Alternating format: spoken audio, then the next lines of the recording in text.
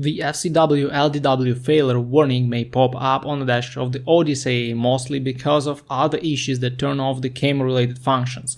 FCW stands for Forward Collision Warning, LDW is for Lane Departure Warning. Both functions rely on the camera unit that's located behind the rearview mirror, so first thing first, you need to check if the camera area is clean and dry, because if it's not, the system will just not be working. But in most cases there are some other issues behind this FCW LDW warning, and when it comes to the Odyssey it's very often the transmission or also the check engine light with certain codes behind it.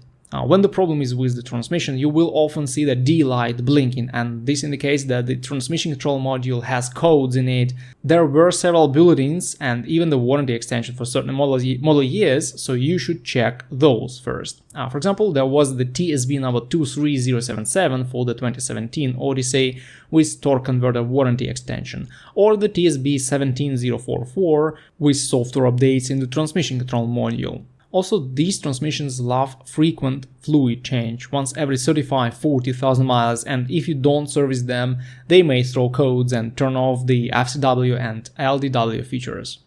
If there is a check engine light, it means the codes are sitting in the engine control unit, and this probably triggers issues with the lane departure warning. In this case, even a cheap OBD scanner will help you get the codes and point you in the direction for further diagnostics, so it makes sense not to ignore the FCW LDW warning, since it may be caused by something quite serious that requires your attention immediately.